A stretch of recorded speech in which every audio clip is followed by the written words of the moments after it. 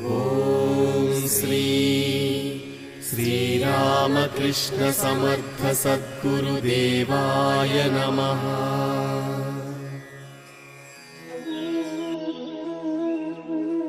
జై గురుదేవ్. ఓం శ్రీ గురుభ్యో నమః. ఓం శ్రీ గో మహాలక్ష్మ్యై నమో నమః.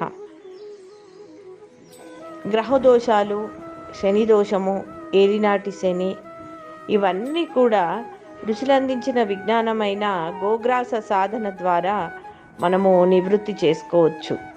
అది ఎలా అనేది ఇవాళ తెలుసుకుందాం. మౌంట్ శంబల గోశాలకి, గో నిలయానికి అందరికీ స్వాగతం. దివ్యత్వంతో కూడుకున్న ఈ గోశాల చాలా విశిష్టమైంది. ఇక్కడ చూస్తున్నారు కదా, మహా ఈ గోమాతలన్నీ ఉన్నాయి. ఈ ప్రతి ఒక్క గోమాత ఒక్కొక్క పర్వదినంన జన్మ తీసుకుంది. ఇప్పుడు ఈవిడ పేరు, ఈ గోమాత పేరు దత్తప్రియ. ఇక్కడ పేరు కూడా ఉంచాను చూడండి. అయితే ఈ దత్తప్రియ దత్త జయంతి రోజు జన్మ తీసుకుంది. అలాగే ఈవిడ పేరు శివజ్ఞ. ఎందుకు అంటే ఆదిశంకరాచార్యుల వారి జన్మదినమున ఈ గోమాత జన్మ తీసుకుంది. అలాగే ఈ గోమాత పేరు శార్వరి, అంటే కిందటి సంవత్సరం ఉగాది రోజున జన్మ తీసుకుంది. ఇంకో గోమాత పేరు శంభో, అంటే శివరాత్రి రోజున జన్మ తీసుకున్నాయి. ఇలా ప్రతి ఒక్క గోమాత కూడా ఒక్కొక్క పర్వదినమున జన్మించింది. అలాంటి విశిష్టమైన గోశాల మన శంబళ గోశాల. నంది పేరు శ్రీరామ్, అంటే శ్రీరామనవమి రోజున జన్మించాడు కాబట్టి శ్రీరామని. అలాగే ఈ యొక్క నంది పేరు గీతాకృష్ణ, గీతా జయంతి రోజున జన్మించింది కాబట్టి గీతాకృష్ణ అని పెట్టాము. ఈ నంది పేరు జగన్నాథ రథయాత్ర రోజు జన్మించాడు కాబట్టి జగన్నాథ అని పేరు పెట్టడం జరిగింది. ఇలా ప్రతి ఒక్క గోమాత కూడా ఒక పర్వదినమున జన్మించడం జరిగింది. అలాగే శ్రీరామకృష్ణ సమర్థ సద్గురుదేవుల ఆరాధనా మహోత్సవం, మొదటి ఆరాధనా మహోత్సవం రోజున ఆ గోమాత జన్మించడం జరిగింది. ఇక్కడున్న గోమాత ఈవిడకి మహాయోగేశ్వరి అని పేరు పెట్టడం జరిగింది. అలా ప్రతి ఒక్క గోమాత ఒక పర్వదినం రోజునే జన్మిస్తూ ఉంటుంది మన శంబళ గోశాలలో. కాబట్టే ఈ గోశాల అంత విశిష్టమైంది, అంత పవిత్రమైంది. ఈ నంది పేరు బ్రహ్మ తేజస్. 2007లో ఇక్కడే జన్మించడం జరిగింది. దత్త పౌర్ణిమ ఘడియలలో పూజ్య మాస్టర్ గారు బ్రహ్మ తేజస్ అని పెట్టడం జరిగింది. ఈయనతో పాటు అక్కడ ఉన్న నంది, ఆ నందికి బ్రహ్మ తేజస్, బ్రహ్మ వర్చస్ ఒక రోజులో డిఫరెన్స్న జన్మించినాయి. బ్రహ్మ తేజస్, బ్రహ్మ వర్చస్, అలా శక్తి దిగిందని పూజ్య మాస్టర్ గారు పేరు పెట్టడం జరిగింది. ఈ గోమాత పేరు మహాలక్ష్మి. మహాలక్ష్మి శ్రావణ శుక్రవారం రోజున జన్మించింది. ఇలా ప్రతి ఒక్క గోమాత కూడా పర్వదినమున జన్మిస్తూ ఉంది.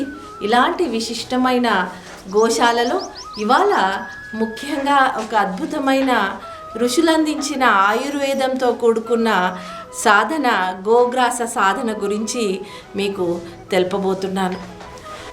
ఈ గోగ్రాస సాధనలో మనము స్వయంగా సప్తధాన్యాలను గోమాతకు ఇలా అరచేతితో తినిపిస్తాము, నివేదన చేస్తాము.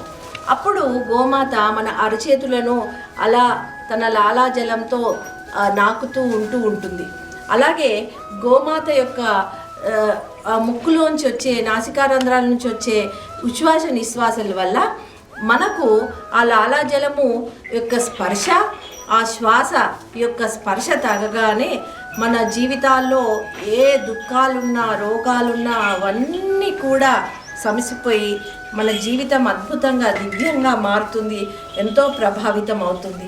అలాంటి అద్భుతమైన సాధన గోగ్రాస సాధన. ఈ గోగ్రాస సాధన అనగానే మనకు గోవుకి సంపూర్ణ సమర్పణ చేసుకొని ఆ యొక్క గోమాతకు సేవ చేసుకున్న మహా ఆత్మ పరమ గురువులైన తపోనిష్ట వేదమూర్తి పరమపూజ్యులు పండిత శ్రీరామ శర్మాచార్య గురుదేవులు గుర్తొస్తారు. వారు గో సంస్కారిత ఆహారము 24 సంవత్సరాల పాటు తీసుకున్నారు.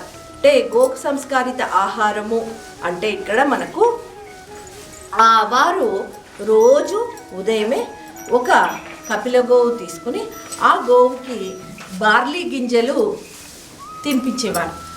ఆ బార్లీ గింజలు తిన్నాక గోమాత అరగకుండా ఆ పేడలో వచ్చిన కొన్ని బార్లీ గింజలను నీటిలో కడిగి ఆరబెట్టి ఆ బార్లీ గింజల పిండితో కొద్దిగా ఒక్క రొట్టె అయితే ఒక రొట్టె, 2 రొట్టెలు అయితే 2 రొట్టె, ఎన్ని వస్తే అంత ఆ రొట్టెను ఒక గ్లాసుడు మజ్జిగలో తీసుకొని అట్లా ఒక రోజు కాదు 2 రోజులు కాదు 24 సంవత్సరాల పాటు వారు గో సంస్కారిత ఆహారం స్వీకరించి 24 మహాపురుషనులు గాయత్రి మహాపురుషనులు చేసిన తపస్వి శ్రీరామ శర్మ ఆచార్య గురుదేవులు. అలా మనము కూడా ఆ గోమాత సేవ చేసుకుంటూ మనలోని దుఃఖాలు రోగాలు తెలిసి చేసిన ఎన్నో పాపాలు ఈ జన్మనే కాదు ఎన్నెన్నో జన్మల నుంచి చేసిన ఆ పాపాలన్నీ కూడా తొలగిపోవడానికి మనం ఇప్పుడు ఒక అద్భుతమైన సాధన ఋషి విజ్ఞానము తెలుసుకుందాం. మనం కూడా భౌతికంగా మనం ఏదైనా రోగాలున్నా దుఃఖాలున్నా మనలోని బాధలు తెలిసి తెలియక ఈ జన్మనే కాదు ఎన్నో జన్మల నుండి చేసిన పాపాలను ఈ గోగ్రాస సాధనను ఆచరిస్తూ మనము అవన్నీ కూడా పోగొట్టుకోవచ్చు, నివృత్తి చేసుకోవచ్చు. విశ్వంలో నవగ్రహాలు ఉన్నాయి, అలాగే మన అస్తిత్వంలో కూడా నవగ్రహాలు ఉన్నాయి. రాహుకేతువులను ఛాయాగ్రహాలు అంటాం. ఇవి తప్పిస్తే 7 గ్రహాలు ఉన్నాయి. ఈ 7 గ్రహాలతోనే మన జీవితము ప్రభావితమవుతూ మన జీవితం నడుస్తూ ఉంటుంది. అయితే ఈ జాతక రీత్యా కానివ్వండి, అలాగే మన జన్మ నక్షత్రం రీత్యా కానివ్వండి, కొన్ని దోషాలు ఉన్నాయని మన జ్యోతిష్య శాస్త్ర రీత్యా చెప్తూ ఉంటాం. అయితే కరుణామయులైన ఆ ఋషుల అందించిన విజ్ఞానము ఈ గోగ్రాస సాధన వలన ఈ గ్రహాలకు సంబంధించిన ఏ దోషాలైనా మనము నివృత్తి చేసుకోవచ్చు. ఋషుల ప్రకారము 7 గ్రహాలకు 7 ధాన్యాలకు సంబంధం ఉంది. ఒక్కొక్క గ్రహంకి ఒక్కొక్క ధాన్యాన్ని ఉపయోగించుకొని మనము ఏ దోషమైనా నివృత్తి చేసుకోవచ్చు. ఉదాహరణకు సూర్యగ్రహ శాంతి చేసుకోవాలంటే రవివారం రోజు ఆ రోజు మనము గోధుమలను గోమాతకు సమర్పించి ఆ యొక్క సూర్యగ్రహం యొక్క శాంతి పొందవచ్చు. ఆ దోషమంతా కూడా నివృత్తి చేసుకోవచ్చు. అలాగే చంద్రగ్రహ దోషం ఉంటే చంద్రునికి ప్రీతివంతమైన మనము బియ్యాన్ని మనము తీసుకొచ్చి ఆ గోమాతకు సమర్పించి సోమవారం రోజున ఆ చంద్రగ్రహ శాంతి చేసుకోవచ్చు. అలాగే మంగళవారం రోజున కుజగ్రహానికి సంబంధించిన కందులను మనం సమర్పించి నివేదన చేసి కుజగ్రహ దోషము నివృత్తి చేసుకోవచ్చు. బుధవారం రోజున బుధగ్రహానికి ప్రీతివంతమైన పెసర్లని మనం సమర్పించి ఆ యొక్క బుధగ్రహ శాంతిని పొందవచ్చు, బుధగ్రహ దోషం నుండి నివృత్తి చెందవచ్చు.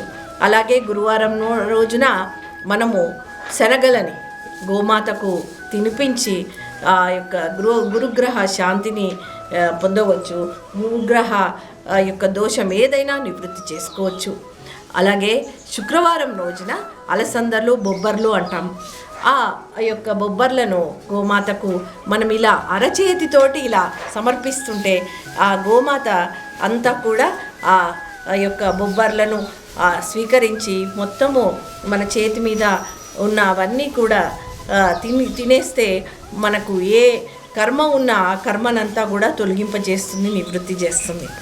ఇలా శనివారం రోజున మనము నల్ల నువ్వులను బెల్లము తో కలిపి ఆ గోమాతకు సమర్పిస్తే శని దోషం ఏది ఉన్నా కూడా అవంతా కూడా నివృత్తి అయిపోతుంది. కొంతమంది జన్మల్లో ఏలినాటి శని అనేసి అలా ఉంటూ ఉంటాయి. అలాంటి వాటికి కూడా శనివారం రోజున వచ్చి నువ్వులు అలాగే బెల్లంతో కలిపి గోమాతకు తినిపిస్తే ఆ శని దోషం నివృత్తి అవుతుంది. అయితే ఈ శని దోషము, ఏలినాటి శని వీటి కొరకు మీరు పెరుగు తోటకూర కూడా ఇక్కడ ఉపయోగించుకోవచ్చు. పెరుగు తోటకూరను కూడా తీసుకొచ్చి తినిపిస్తే చక్కగా గోమాత శాంతి పొంది మనకు శని దోషం కూడా నివృత్తి అవుతుంది. ఇలా ఏ గ్రహ దోషం ఉంటే ఆ రోజున వచ్చి ఆ యొక్క గ్రహ సంబంధిత ధాన్యాన్ని తినిపిస్తే ఆ గృహ దోషము నివృత్తి అవుతుంది. సరే మాకు ఏ దోషము లేదు అన్నప్పుడు, సుఖంగా హాయిగా ఉన్నప్పుడు మనము ముందే దోషం రాకముందే ఆ సప్తధాన్యాలను అన్నిటినీ కలిపి గోమాతకు తినిపించేస్తే సరిపోతుంది కదా, అసలు ఏ దోషమే రాకుండా ఉంటుంది. అలాంటి వారికి చెప్పే సూచన ఏంటంటే చక్కగా ఒక సండే, ఆదివారం రోజు, రవివారం రోజు వచ్చి సప్తధాన్యాలను 7 సూర్యకిరణాలకు ప్రతీకగా ఆదివారం రోజు ఉంటుంది కాబట్టి సప్తధాన్యాలను వాళ్ళు అందరూ కలిపి చక్కగా నానబెట్టి తీసుకొచ్చి గోమాతకు తినిపిస్తే అద్భుతమైన ఫలితాలు పొందగలరు. అయితే ఈ సప్తధాన్యాలు శంబలాలో దొరుకుతాయా అనేసి కొంతమంది మమ్మల్ని ప్రశ్నిస్తున్నారు. ఆ సప్తధాన్యాలను మీరే కొనండి. ఎందుకంటే ఈ గోమాత సేవ ఎంత శ్రద్ధతో చేస్తే అంత మంచిది. మీరే చక్కగా షాప్ నుండి కొనుక్కొచ్చి వాటిని శుభ్రం చేసి నానబెట్టి అందులో బెల్లం వేసి కొద్దిగా ఉప్పేసి మనం ఎలా తింటామో అంత శ్రద్ధగా కలిపి అవన్నీ తీసుకొచ్చి దాంతోపాటు కొంచెం పెరుగు తోటకూర తీసుకురొచ్చుకోండి, బెల్లం తీసుకొచ్చుకోండి, అలాగే పచ్చగడ్డి దొరికితే పచ్చగడ్డి తీసుకొచ్చుకోండి. అవన్నీ తీసుకొచ్చి గోమాతకు సమర్పిస్తే మీరు చక్కగా స్వయంగా మీ అరచేతుల ద్వారా గోమాతకు తినిపిస్తే ఎంతో ఆనందపడి మీలో ఉన్న ఈ కర్మలన్నీ కూడా, చేతి మీద ఈ కర్మరేఖలు ఉంటాయి, ఈ కర్మలన్నీ కూడా తొలగింపచేస్తుంది గోమాత. ఇవి నా మాటలు కాదు, ఋషులందించిన, దయామయులు అందించిన ఋషి విజ్ఞానము మీకు తెలుపుతున్నాను. అలాగే మా దగ్గరికి చాలామంది జన్మదిన మహోత్సవ సంస్కారాలు చేసుకుంటున్నారు. జన్మదినం రోజునైనా సరే, వివాహ దినం అయినా సరే, మీ ఇంట్లో పిల్లలకైనా మీ కొరకైనా ఆ రోజు వచ్చి మీ ఈ యొక్క వెయిట్ ప్రకారం, అంటే ఇది ఒక తులాభారంగా కూడా తీసుకోవచ్చు, మీ వెయిట్ ఎంత ఉంటే అంత మీ జన్మ నక్షత్రం ఏదుంటే ఆ యొక్క గ్రహానికి సంబంధించిన ధాన్యాన్ని తీసుకొచ్చి గోమాతకు మీరు సమర్పిస్తే చక్కగా ఆయుష్ ఆరోగ్యంతో ఆ సంవత్సరం అంతా సుఖ శాంతులతో ఉండగలరు. ఈ అద్భుతమైన గోగ్రాస సాధనను ఉపయోగించుకొని గ్రహదోషాలన్నింటినీ కూడా నివృత్తి చేసుకుంటూ ఆయురారోగ్యాలతో చక్కగా ప్రతి ఇల్లు స్వర్గంగా, స్వర్గీయ వాతావరణంతో, ఆనందంతో ఉండాలని ప్రార్థిస్తూ జై మహాకాల్, జై జై మహాకాల్.